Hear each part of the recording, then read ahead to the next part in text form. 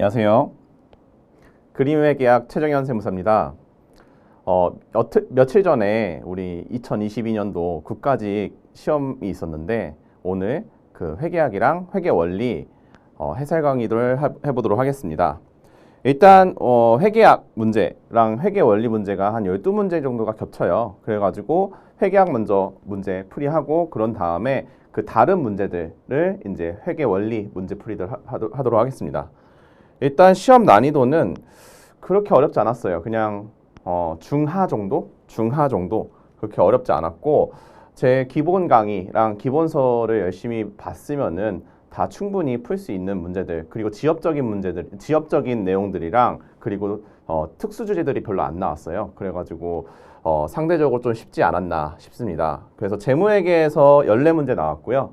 그리고 원가관리회계에서 4문제, 그리고 정부회계에서 2문제 나왔는데 정부회계에서 보통 이제 말문제로 나오는 경우가 많은데 이번에는 한 문제는 이제 계산 문제로 나왔는데 그렇게 어렵게 나오진 않았어요. 그리고 뭐 문제가 다 평이했는데 이제 재무회계에서 이제 몇 문제, 투자부동산의 분류 뭐 이런 정도가 말문제로 조금 어렵게 꽈서 나왔다. 근데 다 기본서에 있던 내용이고 기본 강의에서 설명드렸던 내용이라서 그렇게 어렵지는 않으셨을 거예요. 저한테 강의 드렸었던 분들은. 그러면은 바로 이제 1번 문제, 우리 그 회계학 그 가형 문제거든요. 가형 문제 기준으로 이제 풀어볼게요. 1번 문제는 그 회계 원리로는 2번이에요. 회계 원리 가형 2번 문제입니다.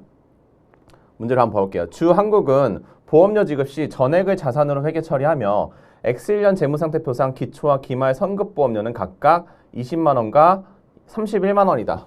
그럼 우리 증감분석법으로 기초가 20만 원이고 그리고 기말 선급보험료가 31만 원이래요. 기말 31만 원. 이게 지금 선급보험료 보험료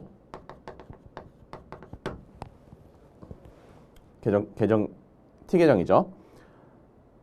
이다. X1년 중 보험료를 지급하면서 자산으로 회계 처리한 금액이 103만 원이래요. 그러면은 이제 보험료 지급하면서 선급보험료로 자산으로 인식한 금액. 그래서 우리가 현금 지급하면서 선급보험료로 인식한 금액이 103만 원이라는 거예요. 103만 원.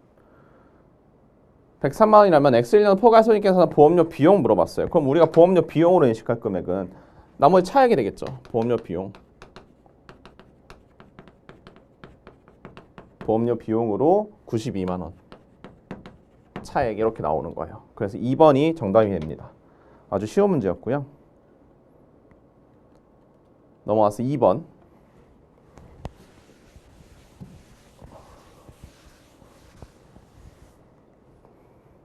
다음은 주 한국의 X1년과 X2년의 주 대안의 지분 상품을 거래한 내용이다 라고 되어 있어요. 그래서 취득금액, 매입수수료, 기말 공정가치, 그리고 X2년도의 처분금액 이렇게 나와 있는데 물음이 동지분 상품을 당기손익 공정가치 측정 금융자산 또는 기타 포괄손익인식 공정가치 측정 금융자산을 분류했을 경우에 옳지 않은 걸 물어봤어요. 그럼 1번부터 보면은 당기손익 공정가치 측정 금융자산을 분류할 경우 X1년 당기 이익이 50 증가한다 라고 돼 있어요. 그건 우리 당기손익인식 공정가치 측정 금융자산 같은 경우는 취득할 때 매입수수료를 취득 원가에 더하지 않고 비용 처리를 하는 거잖아요. 비용 처리. 그러면은 취득 금액이 1,000원이었고 기말에 1,100원이 됐으니까 우리 평가손익으로는 플러스 1,000원만큼 인식하고 매입수수료로 마이너스 50만큼 인식을 할 거란 말이에요. 플러스 1,000원이 아니고 플러스 100원이죠. 플러스 100원만큼 인식을 하고 매입수수료 비용으로 마이너스 50만큼 비용 인식을 할 테니까 50 늘어난 거 맞죠? 50 증가하는 거 맞아요. 1번 맞고요. 2번 기타 포괄손익 공정가치 측정 금융자산을 분류할 경우 X1년 기타 포괄손익 누계액이 50만큼 증가한다.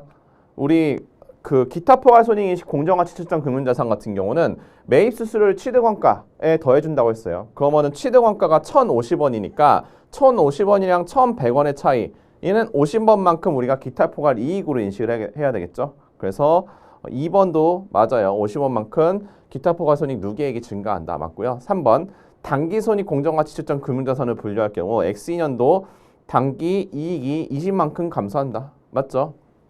우리 X1년도 말에 지금 1,100원으로 평가가 돼 있으니까 처분할 때 1,080원으로 처분한다고 하면 처분 손실 20만큼 발생할 거 아니에요. 그래서 3번도 맞고요. 4번 기타 포괄손익 공정가치 측정 금융자산을 분류할 경우 X2년도 기타 포괄손익 누계액이 30만큼 감소한다. 아니죠. 지금 이제 먼저 선평가 후 처분하는 거 있기 때문에 평가를 1,100원에서 1,080원으로 먼저 평가를 해줘야 돼요. 그래서 이제 20만큼이 기타 포괄손익 누계액이 감소가 돼야겠죠. 그래서 4번이 틀린 거예요. 4번이 틀렸다. 넘어가서 3번 볼게요. 3번은 우리 회계 원리에서는 5번 문제예요. 5번 문제. 지금 물어보는 게 주한국이 우리 문제 볼 때 항상 끝에부터 좀 보면은 문제를 좀 쉽게 풀 수 있다 그랬잖아요. 끝에 뭘 물어보는지가 나오니까. 그래서 주한국이 사채 만기까지 3년간 인식할 총 이자 비용 물어봤어요. 주한국은 X1년 1월이 액면금액 100만 원, 액면이자의 연 10% 매년 만기가 3년이고요. 매년 말 이자 지급 조건의 사채를 951-980에 발행했대요. 그럼 우리 지금 3년 이렇게 3년인데 액면 이자가 이제 10%니까 10만 원씩 10만 원씩이고 그리고 액면 금액이 100만 원이에요. 미래 현금 흐름이 요건데 얘를 현재 가치 9월 980에 발행했대요. 유효이자율법 적용하고 있으면 사채 시장이자율 12%이다.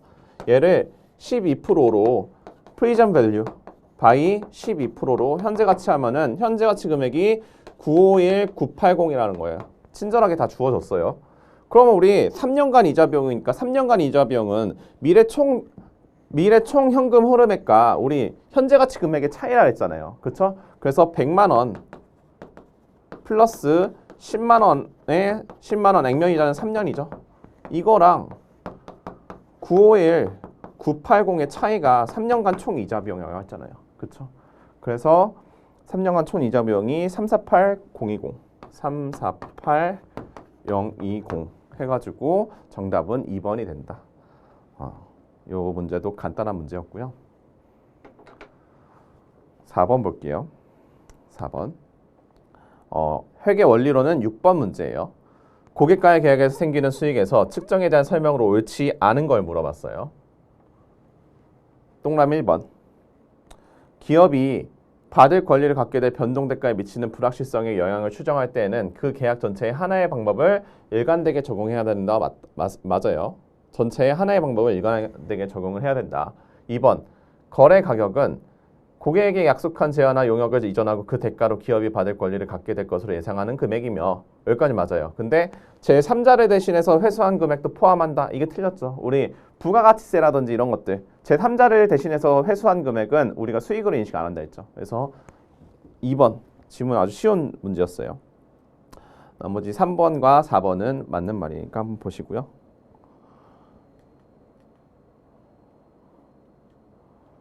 5번 이제 정부회계. 정부에서 국가기준회계에 관한 규칙이에요. 국가회계 기준에 관한 규칙상 중앙관서 또는 기금의 재정운영표에 대한 설명으로 옳지 않은 걸 물어봤어요.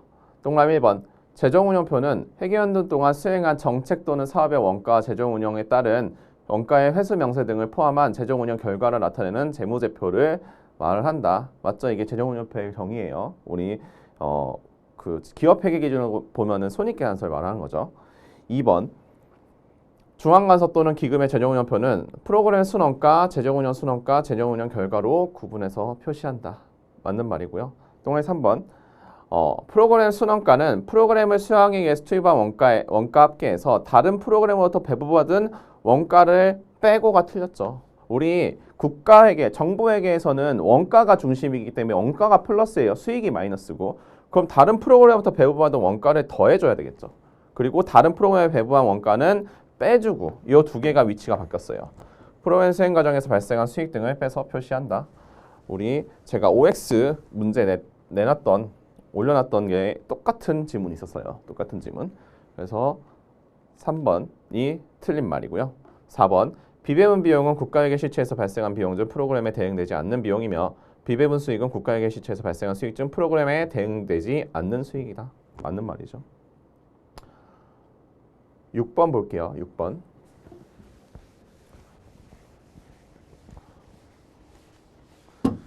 예, 관리회계 문제인데 관리회계 문제는 한 문제 나왔어요. 이번에 한 문제 나왔는데 그것도 쉬운 문제. 고조전법 문제거든요. 그래서 다음은 X1년 주 한국의 기계가동 시간과 제조간접 원가에 대한 분기별 자료이다 라고 나와 있죠. 한국은 고저전법을 이용해서 원가를 추정하며 제조간접 원가의 원가 동의는 기계가동 시간이다. X2년 1분기 기계가동 시간이 5,500시간으로 예상될 경우 제조간접 원가의 추정 금액 물어봤어요. 그럼 우리 고저전법은 조업도가 가장 높은 때 3분기가 지금 6,500시간으로 제일 높죠. 그리고 2분기가 제일 적어요. 그러면은 우리 6,500시간 곱하기 변동원가 플러스 고정원가는 28만 5천 원. 제조간접원가가 총 28만 5천 원 들어간 거고 2분기 때 얘는 4,000시간 곱하기 변동원가 플러스 고정원가가 22만 5천 원이라는 거예요. 22만 5천 원. 그래서 얘네 둘을 연립을 하면은 변동원가가 24원. 시간당 24원 나오고요. 고정원가가 12만 9천 원. 12만 9천 원 이렇게 나와요. 근데 지금 X2년도 1분기에 기계가동 시간이 5,500시간이라고 했으니까 우리 5,500시간 곱하기 변동원가가 24원이고 플러스 고정원가가 12만 9천 원이니까 총 원가가 나오겠죠. 총 제조간접 원가가 26만 1천 원 나와요.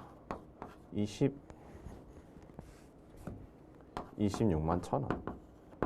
이렇게 나온다. 그래서 3번이 정답이 된다.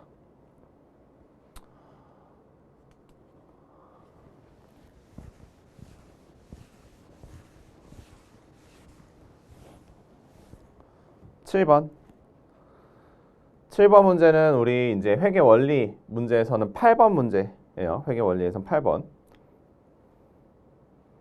다음은 주 한국의 X1년 상품 매입 및 매출 관련 자료이다. 선의선출법을 적용할 경우 X1년도 기말재고자산과 매출총이익을 바르게 연결한 것은 물어왔어요. 단 재고자산 감모 및 평가손실 발생하지 않았으며 재고자산 수량 결정은 계속기록법에 의한다. 계속기록법이에요. 그러면은 우리 근데 지금 선의선출법이잖아요. 선의선출법이기 때문에 계속기록법이든 그리고 실질재고조사법이든 결과가 똑같아요. 그쵸? 그럼 기말재고자산은 그냥 제일 마지막에 남아있는 거, 제일 최근에 사온 게 남아있겠죠.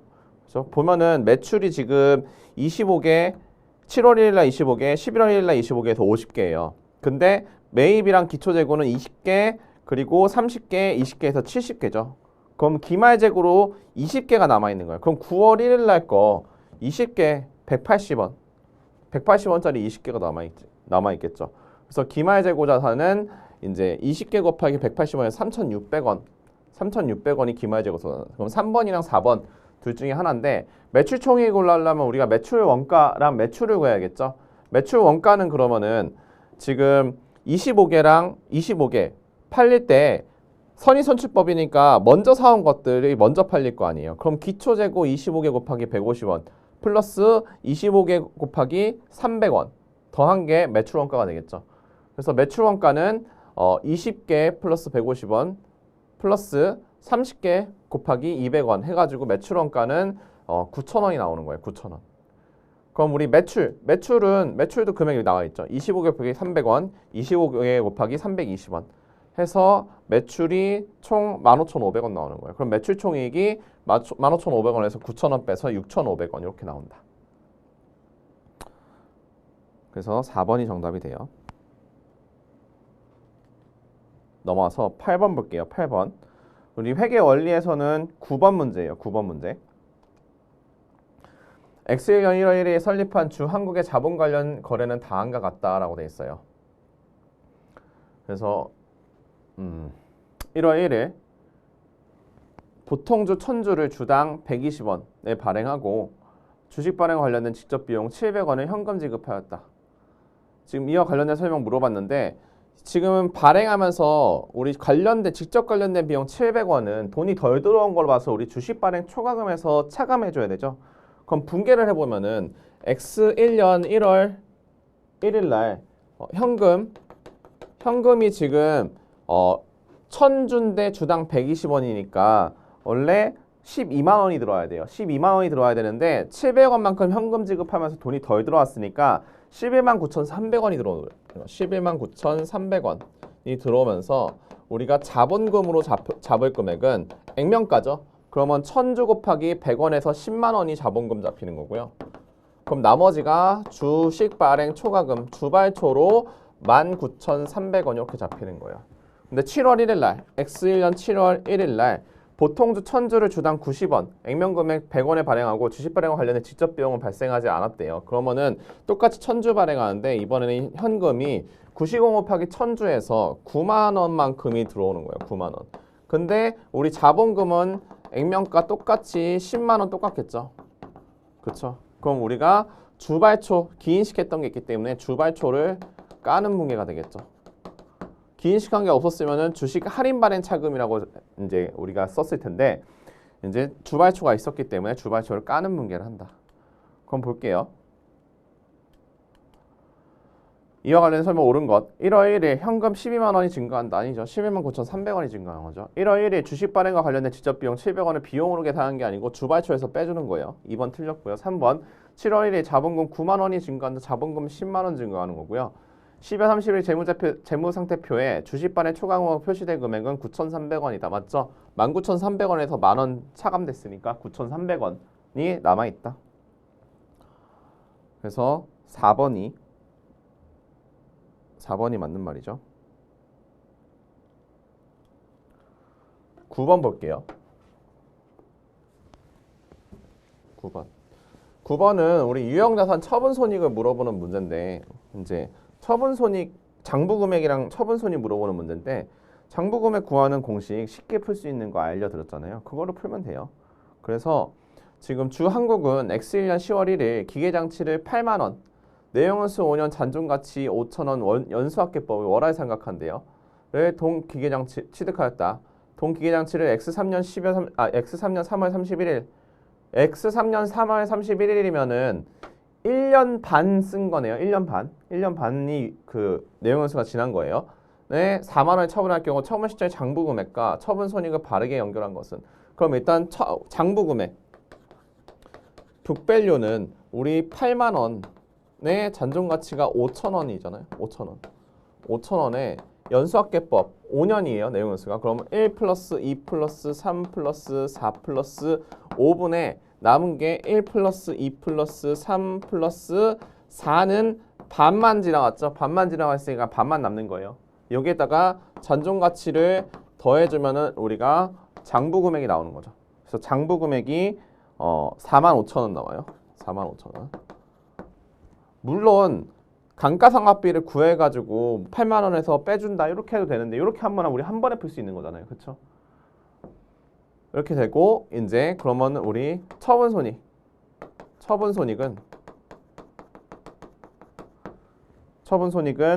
이제 4만 원에 처분했다 했어요. 4만 원. 그러면 4만 5천 원짜리를 4만 원에 처분했으니까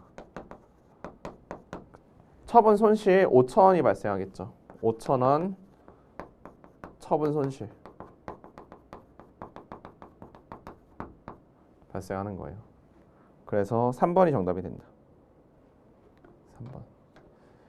이제 10번이 조금 더 어렵게 낸 문제예요. 얘는 정보보조금. 근데 얘는 좀 어려워서 회계 원리에서는 안 냈어요. 회계 원리에서는.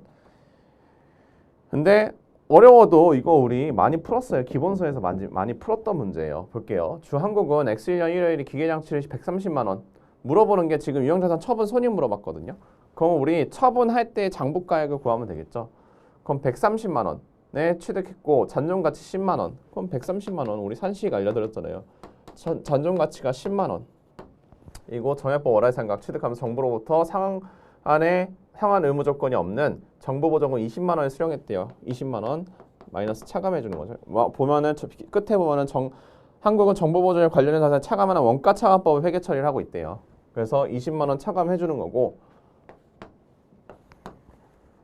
내용수 4년인데 X 2년 12월 30일에 처분했으니까 X 1년, X 2년, 2년 4년 중에 2년 감가상하고 2년 남은 거죠. 그럼 곱하기 총 4년 정액법이니까 4년 중에 남은 내용 연수 2년 플러스 우리 잔존가치만 더해주는 거예요. 잔존가치 10만 원 이렇게 더해주면은 처분할 때 장부금액이 나오겠죠. 그럼 장부금액이 이제 60만 원이 나와요. 60만 원.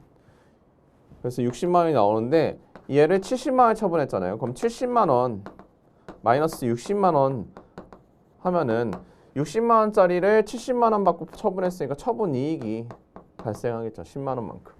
그렇죠? 그래서 10만 원 처분 이익 1번이 정답이 돼요.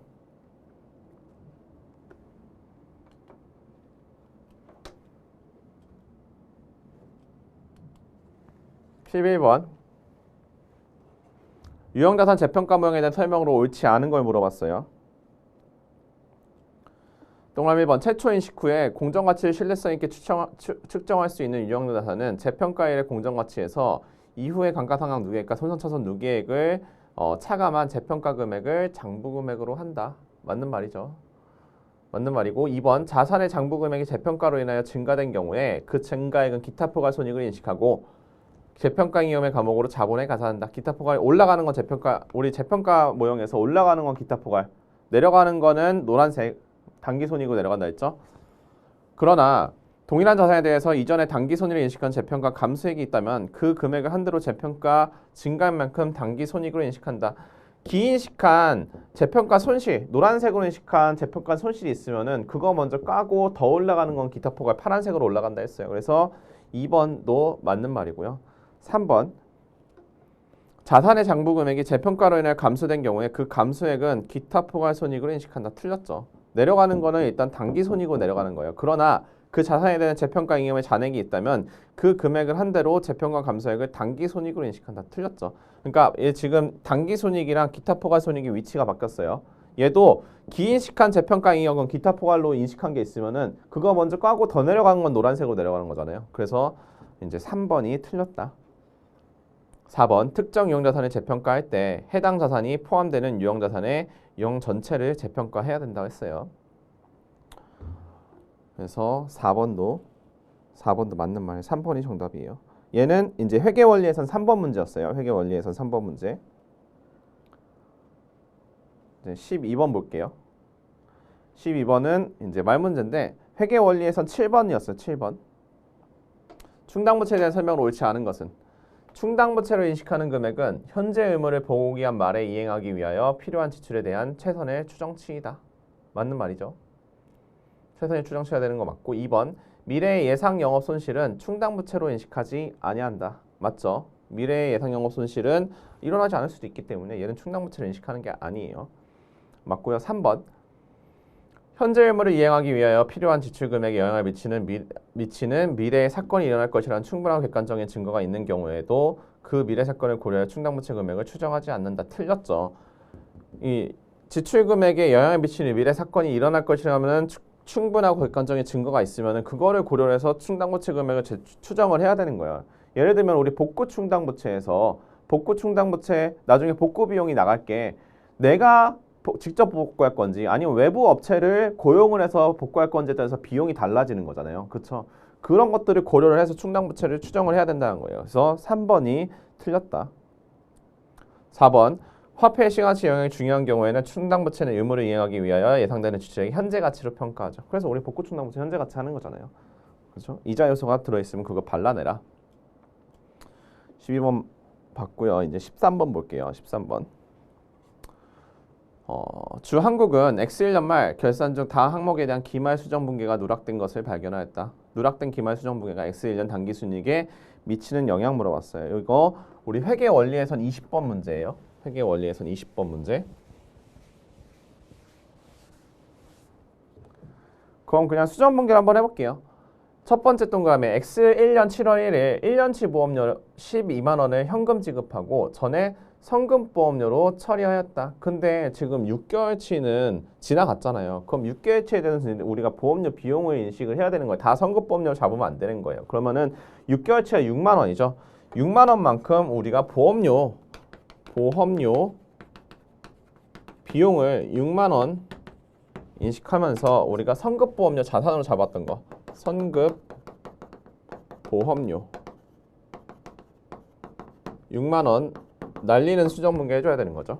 두 번째, X1년 1월 1일 자산으로 계상된 소모품 20만 원 중 12월 말 현재 보유하고 있는 소모품은 10만 원이다. 그러면 10만 원만큼 소모품을 썼으니까 10만 원에 대해서 소모품 비 비용을 인식해야 되는 거잖아요. 얘도 똑같이 그래서 소모품 비 노란색으로 소모품 비 10만 원 인식하면서 자산으로 잡았던 10만 원 소모품을 날려야겠죠. 날리는 분계. 소모품 10만 원. 이렇게 날리는 분계. X1년 3월 1일 사무실 일부를 임대하고 1년치 임대료 24만 원을 현금으로 수령하면서 전액 수익으로 인식하였다. 근데 지금 단기의 수익으로 인식해야 될 거면 1년치에서 10개월치만 인식을 해야 되는 거잖아요. 그렇죠? 10개월치만 우리가 수익을 인식을 해야 되고 2개월치에 대한 우리가 수익을 인식하면 안 돼요. 그러면 24만 원을 전체 12개월치니까 12개월 중에 2개월치만큼은 우리가 12개월 중에 2개월치만큼을 취소해야 되죠. 2개월치만큼. 그러면 얘가 4만 원이에요. 4만 원. 그리고 그러면 우리가 임대료 수익을 취소해야 되는 거죠. 10개월치만 수익을 인식해야 되니까 2개월치는 임대료 수익을 취소해야 된다. 그래서 임대료 수익을 4만 원 취소하면서 얘는 선수 임대료로 부채로 잡아야죠. 선수 임대료 4만 원 이렇게 인식하는 수정 분계를 해줘야 된다. 그럼 단기 순이익에 미치는 영향은 지금 마이너스 20만 원이 되겠죠. 그렇죠? 마이너스 20만 원 감소가 돼요. 14번 문제. 얘는 원가 문제여서 우리 회계 원리에선 나오지 않은 문제예요. 지금 얘도 간단한 문제예요. 물어보는 게 단기 말 재정건조가 과소 또는 과대 배부액을 물어봤어요. 그래서 처음부터 읽어볼게요. 주한국은 정상계배원가 계산을 적용하고 있으며 직접 노무 시간을 기준으로 재정건조원가에 예정 배부하고 있다. 그럼 우리 실제 배부된 금액, 실제 금액이 있고 예정 배부한 금액이 있을 거예요. 그럼 실제 금액은 재정건조원가 발생액 12만 원. 실제 금액은 12만 원. 12만 원인데 예정 배부한 금액은 예정 배부율에다가 우리 실제 조업도를 곱해가지고 우리 예정 배부한다 했죠. 그러면은 예산이 지금 총 13만 원이에요. 13만 원인데 예상 직접 노무 시간으로 나눠준 게 예정 배부율이죠. 거기에다가 실제 직접 노무 시간이 9,000시간이니까 9,000시간 곱해준 거. 9,000시간 곱해준 거. 그럼 얘가 금액이 11만 1,000원이 돼요. 11만 1,000원. 얘가 지금 예정 배부한 금액이죠. 그럼 우린 11만 1,000원 배부해놨었는데 실제로는 12만 원이 발생했으니까 3,000원 우리가 과소 배부한 상태였죠. 과소 배부한 상태였던 거예요. 그래서 정답은 3,000원 과소 배부 1번이 정답이 된다.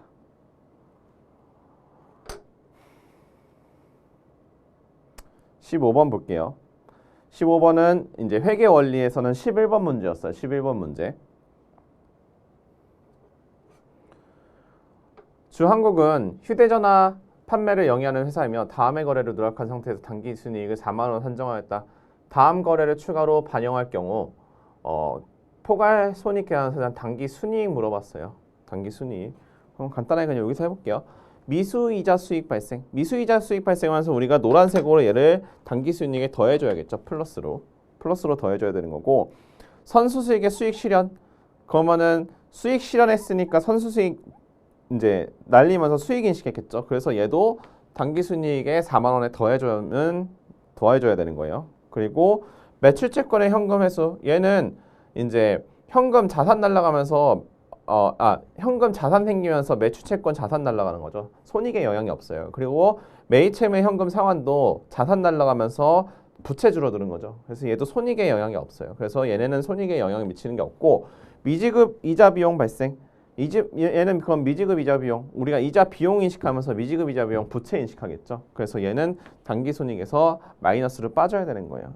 그래서 4만 원에서 만 원 플러스 4만 원 플러스 마이너스 3천 원 하면은 8만 7천 원이 되는 거죠.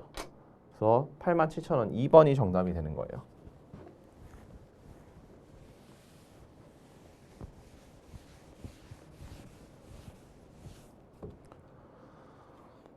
넘어와서 우리 이제 16번.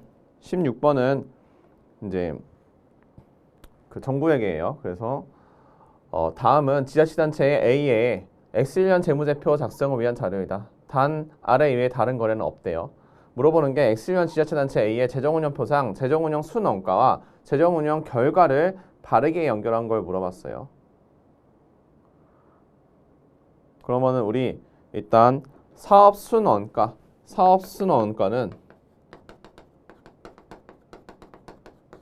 사업 총원가에서 사업 수익을 뺀 거죠. 그러면 X1년 지자체단체 A가 운영한 사업의 총원가는 50만 원이고 50만 원인데 사용료 수익이 20만 원 있었대요. 원가가 플러스고 얘 수익이 마이너스죠.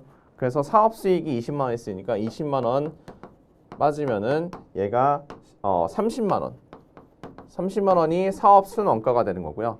X1년 관리 운영비가 이제 10만 원이 발생했대요. 관리 운영비. 그러면은 관리 운영비를 여기다 더해 주는 거죠. 그래서 10만 원 더해주고 X1년 사업과 관련한 자산 처분 이익 5만 원과 이자 비용 만 원이 발생했대요. 그럼 만 원은 우리 비배분 비용. 그래서 비배분 비용을 먼저 더해주고요. 비배분 비용. 그래서 만 원 원가를 먼저 더해주고 이제 자산 처분 이익은 비배분 수익이죠. 비배분 수익으로 5만 원 얘는 차감해주면 돼요. 비배분 수익. 그래서 5만 원 이렇게 차감해주면은 이제 재정운영 순원가가 나오는 거죠. 그러면은 재정운영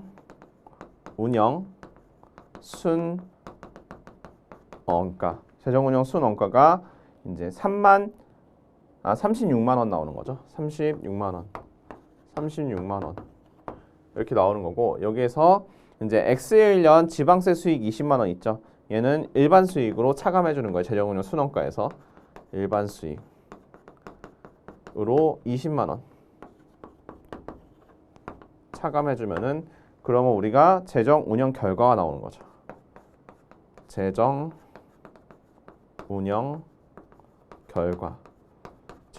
결과로 16만 원.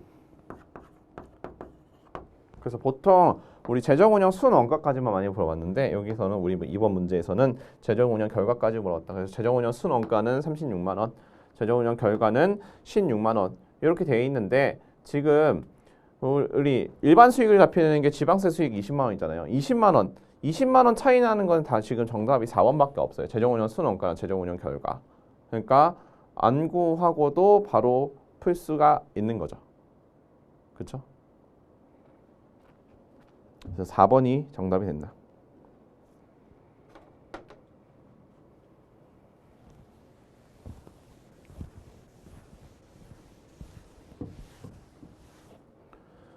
(17번) 주 한국은 종합원가 계산을 적용하고 있으며 물량흐름과 관련 원가 관련 정보는 다음과 같다라고 되어 있어요. 우리 종합원가 계산도 되게 기본으로 나왔어요. 문제가 하나도 꼬는 거 없이. 그래서 볼게요. 그러면은 직접 재료는 공정 초기에 전량 투입되며 가공원가는 공정 전반에 가서 균등하게 발생한다. 뭐 일반적인 내용이죠. 기초 제공품이 1000단위. 그럼 우리 완성품이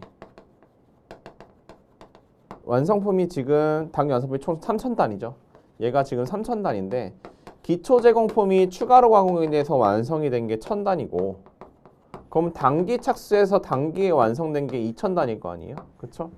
그리고 지금 기초 제공품의 단기 착수량이 5000단위니까 완성품이 3,000단위면은 우리가 기말 제공품으로 인식할 금액은 인식할 수량은 2,000개가 되겠죠. 2,000개. 그렇죠? 그래서 물량 흐름부터 먼저 파악을 하고 기초 제공품은 가공원가 원상도가 50%예요. 그럼 우리 단기의 진행률은 50%부터 100%까지죠. 단기 진행률은 단기 착수에서 완성이 된 거는 0%부터 100%까지가 단기 진행률일 것이고 기말 제공품 가공원가 완성도가 50%래요. 그럼 단기 진행률이 0%부터 50%까지 요렇게 되겠죠. 밑에 제조원가 내용 나와 있고요. 선의선출법이래요. 선의선출법. 그럼 우리 이제 완성품 환산량 구하면 되는 거죠. 완성품 환산량. 직접 재료원가는 0% 그리고 가공원가는 0에서 100%까지 균등하게 투입된대요. 그죠? 그럼 우리 직접 재료원가의 완성품 환산량은 0%가 단기 진행률에 포함이 돼 있냐 안 되냐죠. 그럼 0% 단기 포함 안 됐으니까 0이고 0% 포함돼 있으니까 얘는 2,000개고 0% 포함돼 있으니까 얘는 2,000개죠. 2,000개. 가공원가는 수량에다가 단기 진행률. 그럼 1,000개 곱하기 단기 진행률 50%하면 얘는 500개고요. 단기 착수에서 단기 완성된 거는 2,000개.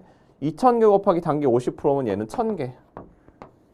그러면은 얘가 총 완성품 환산량이 얘는 4,000개고 얘는 3,500개. 근데 선의선출법이니까 우리 완성품 환산량 단위당 원가를 구할 때는 단기 발생 원가만 가지고 구해야 돼요. 그럼 단기 발생 원가가 2만 원, 2만 1,000원이죠. 2만 원이랑 2만 1,000원으로 나눠주면은 완성품 환산량 단위당 원가가 5원이랑 6원 나와요. 5원이랑 6원 나오는데 물어보는 게 지금 완성품 원가였잖아요. 그럼 우리 각각의 완성품 환산량에다가 완성품 환산량 단위당 원가를 곱해줘서 더해주고 그런 다음에 기초 제공품 원가 더해주면 되는 거죠. 그래서 완성품 원가는 기초 제공품 원가 4,000원 플러스 14,000원 여기다가 완성품 얘 직접 재료 원가는 2,000개 곱하기 5원 플러스 얘는 2,500개 곱하기 6원 이렇게 해서 구하면은 완성품 원가가 나오겠죠. 43,000원 나와요. 43,000원 이렇게. 그래서 특별히 꼬지 않았어요. 되게 그냥 기본적인 문제로 나왔어요. 정원가 계산. 넘어가서 18번 볼게요. 얘 회계 원리에선 16번 문제입니다. 재무보고를 위한 개념체계에서 측정에 대한 설명으로 옳지 않은 걸 물어봤어요. 동그라미 1번. 자산을 취득하거나 창출할 때의 역사적 원가는 자산의 취득 또는 창출에 발생한 원가의 가치로서 역사적 원가는 취득할 때 들어간 돈 맞죠? 원가의 가치로서 자산의 취득 또는 창출하기 위해 지급한 대가와 거래원가 포함한다. 맞아요. 역사적 원가는 이 대가랑 거래원가를 포함하는 거 맞고요. 동그라미 2번. 사용가치와 이행가치는 시장 참여의 과정보다는 기업 특유의 과정을 반영한다.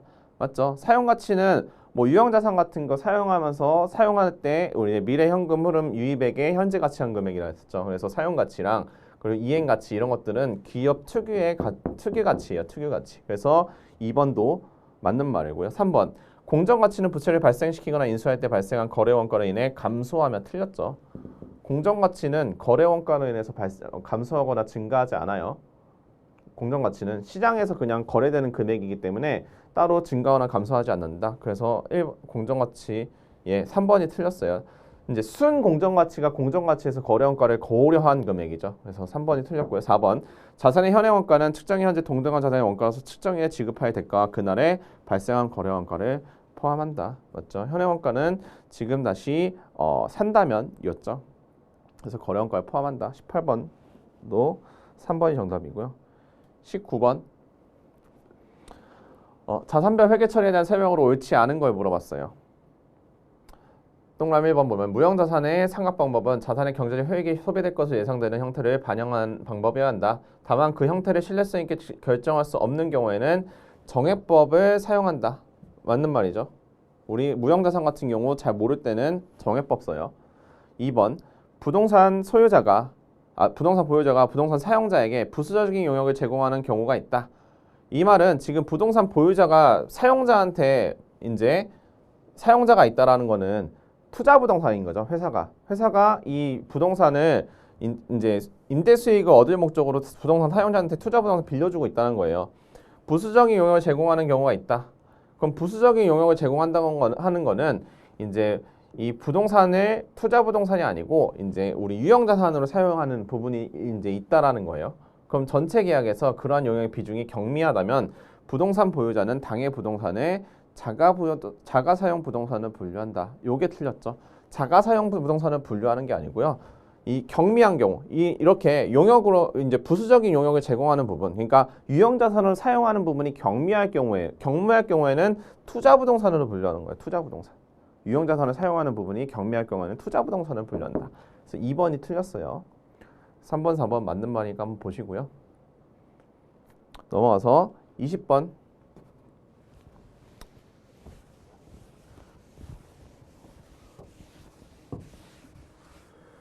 주한국은 화학재료 4,000kg을 투입해서 정제고 공장을 거쳐 3대2의 비율로 연산품 A와 B를 생산하며 분리점 이전에 발생한 결합원가는 다음과 같다라고 돼 있어요. 그럼 우리 결합원가는 그리면 돼요. 그럼 총 결합원가 50만 원이고 A랑 B 이렇게 생산한대요. 근데 결합 제품의 3대2 4,000kg을 3대2 비율로 생산한대잖아요. 그러면은 Q 수량이 3대2니까 2,400kg, 1,600kg 이렇게 되는 거예요. 그리고 결합 제품의 킬로그램당 판매 가격은 연산품 A가 40kg 40원이고요. 연산품 B가 60원이래요. 그러면 40원, 60원 이렇게 우리가 정리해주면 되는 거죠.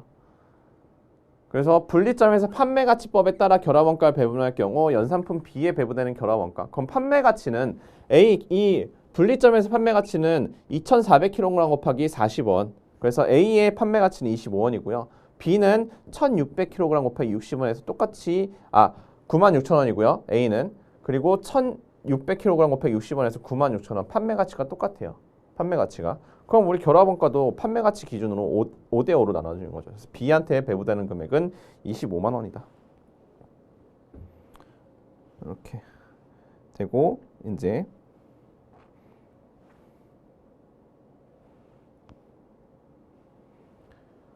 회계 원리에서 회계 원리는 말 문제가 8문제 나오고 나머지는 다 계산 문제였는데 우리 그 12문제 정도가 겹쳐요. 12문제 정도가 겹치는데 이제 오늘 회계학 문제랑 근데 회계학에서 조금 어렵게 나온 문제들은 제외하고 나왔어요. 그래서 조금 더 난이도가 쉬웠다.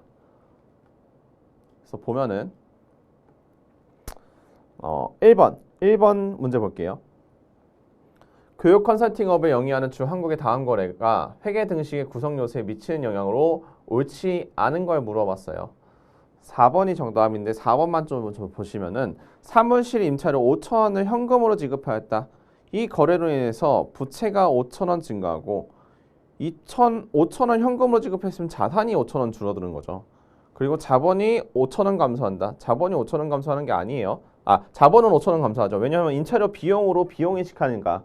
그래서 자본은 5,000원 감소하는 거 맞는데 부채가 5,000원 증가하는 게 아니고 자산이 5,000원 줄어드는 거예요. 그죠? 그래서 4번이 틀렸다. 2번, 3번은 우리 앞에 회계학이랑 문제 같아서 넘어가고요. 4번 볼게요. 4번.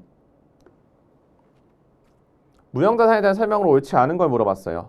동그라미 1번. 내부적으로 창출한 브랜드, 제호, 출판 표제, 고객 목록과 이하 실질이 유사한 항목은 무형자산으로 인식 못한다고 했죠. 얘는 사업을 전체적으로 개발을 하는데 발생한 원가라 구별하기가 어렵기 때문에 따로 우리가 무형자산으로 인식하지 않는다 그랬어요. 그래서 1번이 틀렸다. 되게 간단한 우리 기본서에서 되게 많이 봤던 문장이에요. 그래서 쉽게 풀 수 있었던 문제였고요.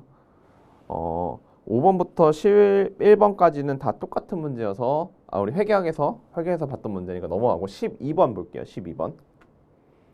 요 문제가 조금 특이했는데 그래도 어렵지 않죠. 주한국은 X년 1월이 토지와 토지 위의 건물을 일괄하여 100만 원에 취득하고 토지와 건물을 계속해서 사용했대요. 취득 시점 토지에 그러면 얘는 원래 일반적으로는 토지 건물 취득해서 건물은 부시고 토지 사용했다 해서 전체 취득가가 다 토지의 취득 원가로 들어가잖아요. 근데 얘는 계속 사용했대요. 계속 사용했으니까 이 공정가치로 안 보내줘야겠죠. 그쵸? 그래서 공정가치, 토지의 공정가치 75만 원, 건물의 공정가치는 50만 원이래요. 그럼 100만 원을 75만 원이랑 50만 원의 공정가치를 안 보내주는 거죠. 지금 물어보는 게 건물의 X 1년 1월 1일 인식할 손실을 물어봤기 때문에 X 3년 1월 1일 날 장부가액을 구해야 되는 거예요. 건물의 장부가액을. 그러면은 건물의 공정가치가 50만 원이니까 이렇게 안분해서 계산하면 건물의 취득가액으로 잡을 금액이 40만 원이 돼요. 40만 원. 40만 원. 건물의 내용에서는 5년 잔존가치 10만 원과 정액법을 적용하여 건물을 감가상각한다. 월화상각하고 원가모형 적용한대요. X3년 1월 1일 한국은 더 이상 건물을 사용할 수 없어서 건물을 철거했대요. 그러면은 X3년 1월 1일 날 건물의 장부가액이 다 비용으로 처리되는 거예요. 그래서 건물의 철거 관련해서 철거비가 병을 수행하지 않았을 경우 X3년 1월 1일에 인식하는 손실은 그래서 되게 어렵게 써놨는데 그냥 결국엔 X3년 1월 1일에 건물의 장부가액을 물어본다. 그럼 건물의 장부가액은 우리 40만 원이 취득원가니까 40만 원에서 잔존가치가 10만 원이죠. 10만 원에 그럼 X3년 1월 1일이면 2년 지났잖아요. 그럼 총 5년 중에 2년 지나고 3년 남았으니까 총 5년 중에 3년 플러스 잔존가치 10만 원 더해주면은 이때 장부가액이 나오는 거죠. 28만 원. 그래서 우리가 비용을 인식할 금액은 28만 원 2번이 정답이 돼요. 넘어가서 13번. 한국의 X1년 10회 30일 재고자산 관련 자료는 다음과 같다로 돼 있어요. 물어보는 게 재고자산 감모손실과 평가손실 물어봤어요. 그럼 간단하죠. 그림으로 풀면 돼요. 그림으로. 기말재고가 이렇게 있는데 장부상 재고 수량이 총 5,000개. 5,000개인데 실질 재고 수량이 4,000개래요. 4,000개. 그리고 취득원가가 500개. 500개인데 순실현 가치가 350원이니까 우리가 평가손실로 인식할 금액은 평가손실로 인식할 금액은 요 네모가 되죠. 요 네모가 되는 거고 감모손실로 인식할 금액은 요 네모가 되는 거죠. 요렇게 해서 구하시면 된다. 그래서 3번이 정답이 돼요. 넘어와서 14번. 기말재고상수표에 현금 및 현금선자산을 보고할 금액은 우리 우표는 그 선지급 비용 같은 거라서 현금선자산에 포함이 되는 게 아니고요. 당좌 예금, 현금선자산 포함되는 거죠. 지폐와 주화 당연하고요. 수입인지는 이제 현금선자산에 포함이 되는 게 아니에요. 그래서 보통예금은 현금 및 현금선자산에 포함이 된다. 그리고 당좌 차월은 마이너스 통장 아니고요. 타임 발행 수표도 현금선자산 포함되는 거. 우편 한전서 우리 현금선자산 포함된다 했죠. 그리고 환매체인데 취득 당시 60일 이내래요. 그럼 취득 당시부터 3개월 이내니까 얘도 현금선자산에 포함이 되는 거죠. 그래서 얘네 다 더해주면은 이제 10만 3천 원이 나와요.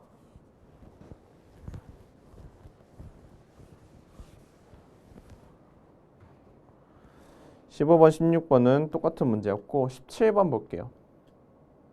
투자부동산에 대한 설명으로 옳지 않은 걸 물어봤어요. 3번만 좀 보시면은 투자부동산에 대해서 공정가치 모형을 적용한 경우 감가상각하지 않으면 여기까지 맞죠. 공정가치 변동으로 발생한 손익은 기타 포괄 손익이 아니죠. 우리 단기 손익으로 다 인식하는데 투자부동산은.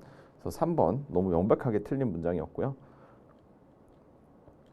18번. 얘가 이제 조금 우리 회계 원리에서 변별력을 주기 위해서 낸 문제 같은데 그렇게 어렵지 않았어요. 그래도 그냥 보시면은 다음 주 한국의 X1년 자료를 이용한 매출총액과 영업이익을 바르게 연결한 걸 물어봤어요. 그럼 기초상품 재고에 일단 그러면 상품이 우리 증감분석법으로 기초가 10만 원 그리고 기말이 12,000원 그리고 단기 총 상품 매입액 그러면 상품 총 매입액이 2만 원에서 매입 운임이 2,000원 있고요. 매입 애누리는 차감해줘야죠. 우리가 여기 단기 매입은 순금액이어야 되니까 순금액 지금 얘 계산하는 거예요. 1,000원 매입 애누리 1,000원 빠지고 매입 환출도 600원 빠지는 거죠.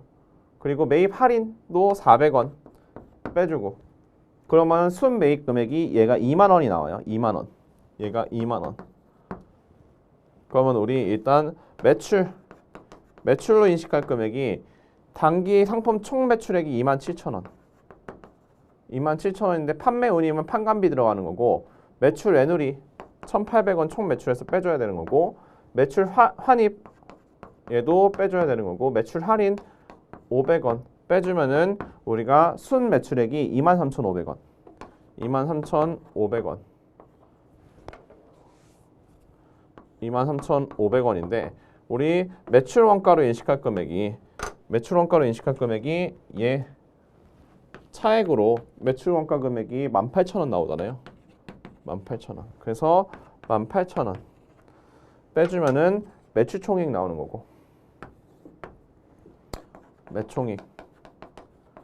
매출 총이익이 이제 5,500원. 5,500원인데 판관비를 이제 빼줘야지 그래야지 영업이익이 나오는 거죠.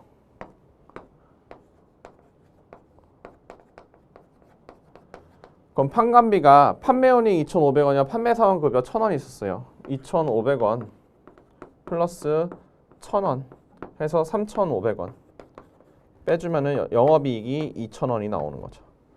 그래서 그렇게 어렵진 않았다. 그래서 포인트가 이제 매입에서 이제 매입 운임 같은 경우는 매입 원가에 더해주는데 순매입액에 더해주는 건데 판매 운임은 판매 관리비로 비용 처리가 된다. 그게 좀 다르다.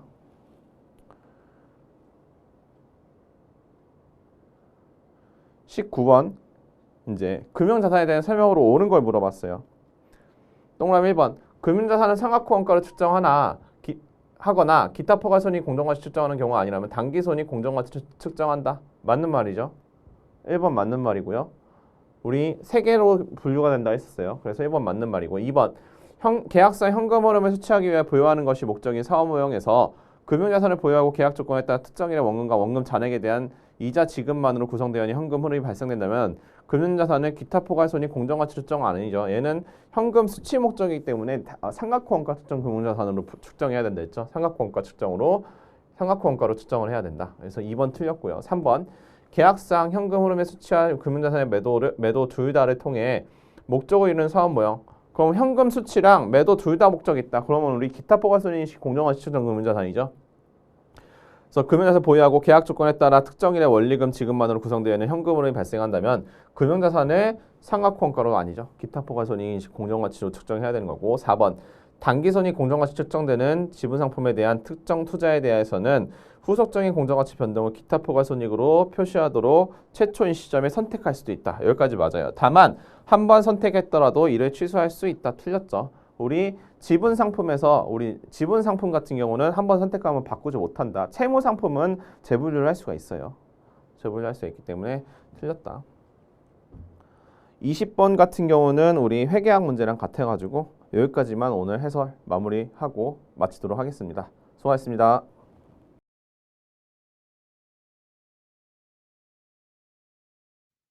에듀